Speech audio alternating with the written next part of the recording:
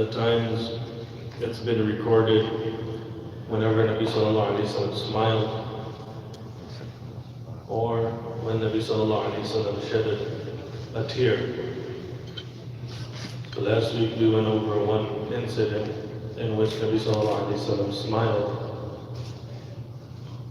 And we also mentioned that if we ever read on the ahadith, there's specific words that's used. فَتَبَسَّمَ رَسُولُ اللَّهِ صَلَى اللَّهُ عَلَيْهِ وسلم وَضَحِكَ رَسُولُ اللَّهِ صَلَى اللَّهُ عَلَيْهِ وسلم. So these are, we wanted to take the opportunity to enjoy those moments, the moments in which Nabi Sallallahu Alaihi Wasallam smiled. It might be a subtle thing to some, but the fact that those events are recorded to detail is something amazing. And for all of us who love Nabi Sallallahu Alaihi Wasallam to appreciate and visit those moments in his life, Sallallahu Alaihi Wasallam, when he smiled. So last week was Nabi Sallallahu Alaihi Wasallam appointed a governor from amongst his companions for a specific region. And that companion, he went, he fulfilled, took on that responsibility placed on his shoulders by Nabi Sallallahu Alaihi Wasallam. After the Sahabi came back, Nabi Sallallahu Alaihi Wasallam asked him, what was your experience regarding being a governor of that region? And that companion, the companions were أَقَلُّهُمْ تَكَلُّفًا, meaning they did not have unnecessary formalities. If they had something to say, radiallahu anhu ajma'in, they would say it with respect. So that companion, since he was asked by Nabi Sallallahu Alaihi Wasallam what was his experience, this companion, he responded, Ya Rasulullah, I will never take any type of responsibility like that ever again. And Nabi Sallallahu Alaihi Wasallam smiled. And the companion, he continued that, Ya Rasulullah, I didn't even feel like myself. Basically, the companion was saying that I became a celebrity in that area. Whenever I moved, people followed me. Whenever I stood up, people stood up. Whenever I sat down, people sat down. The companion, he said that, Ya Rasulullah, I didn't feel like myself anymore. I felt very discomfortable. And then the companion, he continued, he said, Ya Rasulullah, if anyone ever gives me that responsibility again, I would kindly reject it. I would not take it. So that was that episode in which Nabi Sallallahu Alaihi Wasallam smiled at the honesty of that companion. So continuing with that topic, today we find another narration, and that is regarding spending in charity. Nabi Sallallahu Alaihi Wasallam. The narration will just go over it quickly, and then we'll translate it. The narration is narrated by Sayyidina Umar radiallahu anhu. He says that أن رجلا جاء إلى النبي صلى الله عليه وسلم فسأله أن يعطيه فقال النبي صلى الله عليه وسلم ما عندي شيء ولكن دع علي فإذا جاءني شيء قضيته فقال عمر يا رسول الله قد أعطيته وما كلفك الله ما لا تقدر عليه فكره النبي صلى الله عليه وسلم قول عمر رضي الله عنه فقال رجل من الأنصار يا رسول الله أنفق ولا تخف من ذي العرش إقلالا فتبسم رسول الله صلى الله عليه وسلم وعرف في وجهه البشر لقول الأنصار ثم قال بهذا أمرت. So this is the narration. We can appreciate that an individual came and requested Nabi Sallallahu Alaihi Wasallam that, Ya Rasulullah, is it possible for you to give me something? Depending on his necessity, the companions was asking Nabi Sallallahu Alaihi Wasallam for some sort of assistance. Nabi Sallallahu Alaihi Wasallam said that I don't have anything at my disposal to give you at this moment, but what you can do is you can go and purchase something on my name, purchase something from the marketplace on my name, and later when anything will come in my ownership, I will go in and pay that, whatever you purchase on my name, I will pay it in full. In other words, go to the marketplace, Nabi sallallahu alayhi wa sallam was telling that companion, go purchase something on my name, on my credit, and I will go and pay that debt off later whenever something will come to me. Sayyidina Umar radiallahu anhu, he heard this whole episode, and Sayyidina Umar radiallahu anhu, he mentioned to Nabi sallallahu alayhi wa sallam that, Ya Rasulullah, Allah subhanahu wa ta'ala did not burden you for this specific request. Meaning, Sayyidina Umar radiallahu anhu is saying to Nabi sallallahu alayhi wa sallam that, Ya Rasulullah, you don't have to burden yourself with this type of request because you don't have anything to give the person making the request, so don't burden yourself with this. So Nabi sallallahu alayhi wa sallam, he didn't approve of what Sayyidina Umar radiallahu anhu had to say at that moment. But another Ansari, a companion, heard everything, and that companion from amongst the Ansar, he mentioned to Nabi sallallahu alayhi wa sallam. Basically, the Ansar was giving Nabi sallallahu alayhi wa sallam reassurance that, Ya Rasulullah, spend and don't fear impoverishment. Don't fear being impoverished from the Lord of the throne. وَلَا تَخَفْ مِنْ ذِي الْعَرْشِ إِقْلَالًا. This is a very, very unique way of saying it. أنفق يا رسول الله ولا تخف من ذي العرش إقلالا. So upon hearing that reassurance from basically that Ansari companion was giving Nabi sallallahu alayhi wa sallam reassurance that, Ya Rasulullah, carry on spending. Basically, in today's terms, that Ansari was saying, we have your back. We will give you full support, Ya Rasulullah. If you need us, we will give you support. Continue spending. And don't fear impoverishment from the owner of the throne.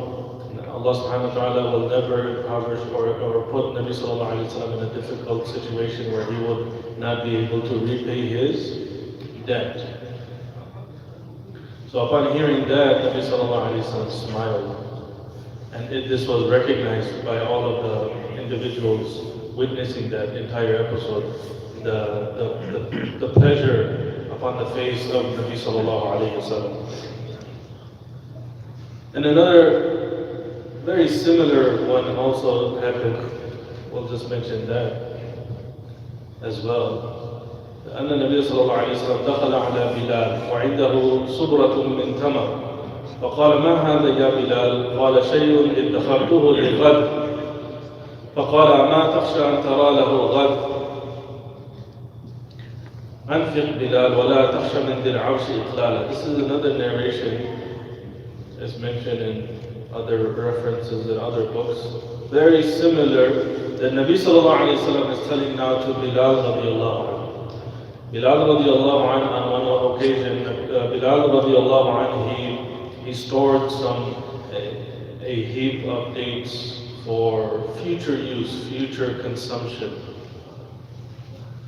And upon witnessing the storage of dates, Nabi sallallahu alayhi wa sallam inquired that, oh Bilal, what is that you're storing and you're keeping? And Bilal radiallahu anhu, he confirmed that yes, Ya Rasulullah sallallahu alayhi wa sallam, I am storing this so that I can be able to consume it in the near future.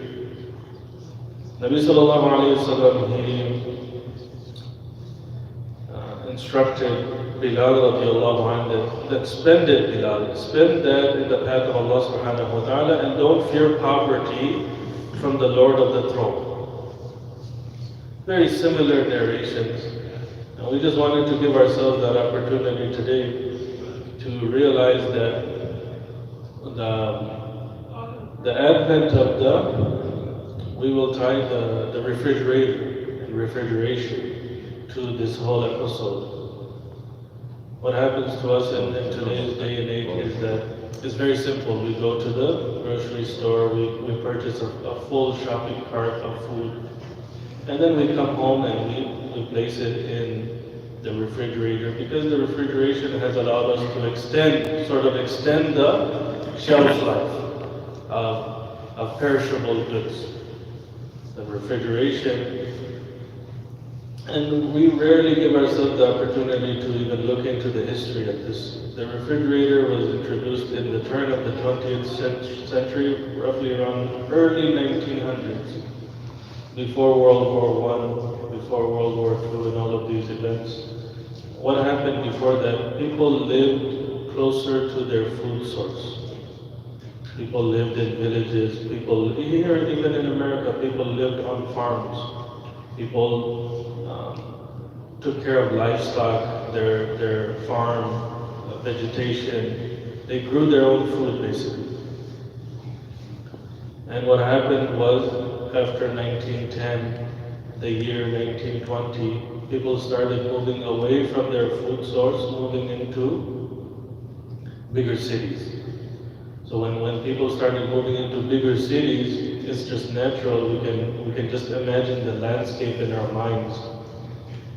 In 1910, Farmington Hills was probably 100% farmland. The downtown Detroit might have been the central hub where everyone gravitated towards. And if we know anything about downtown Detroit, we know that later on, what happened was there was something called the Detroit riots happened. And when the Detroit riots happened, people started now moving back. It was literally called and labeled white flight. We should look this up because it is part of the history of where we're living. White flight happened, and what happened was big home builders came to the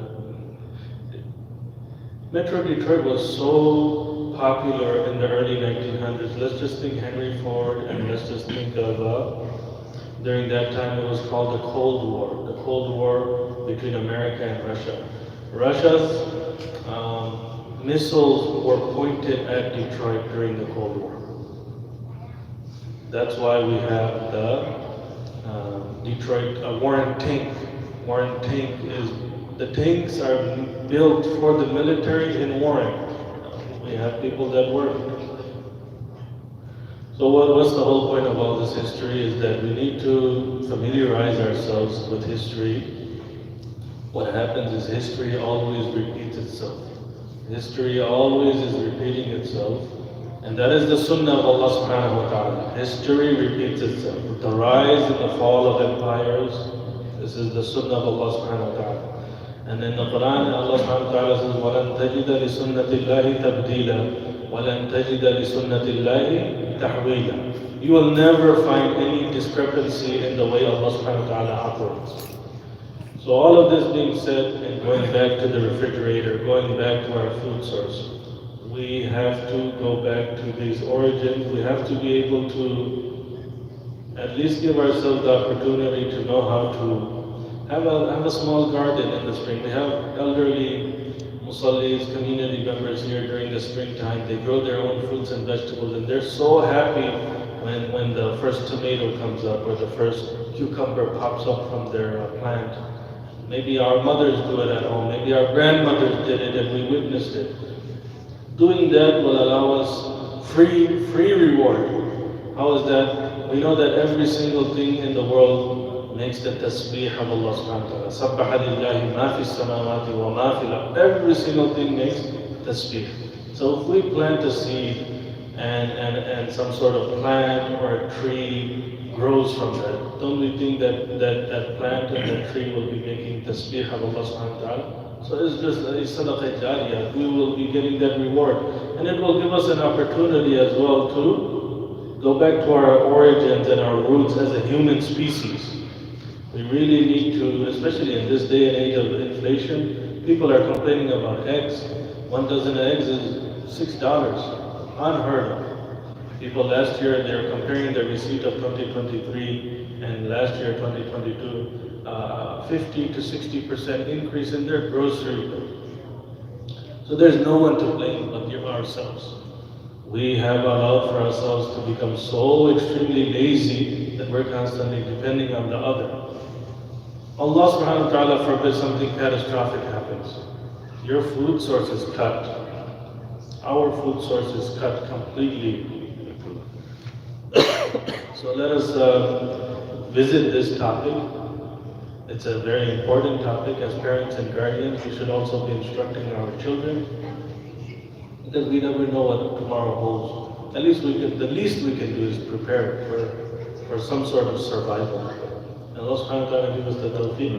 May Allah subhanahu wa ta'ala allow us to wake up from our slumber and laziness. May Allah subhanahu wa ta'ala allow us to bring on and learn new skills and techniques, inshallah. آخر دعوانا الحمد لله. Thank you.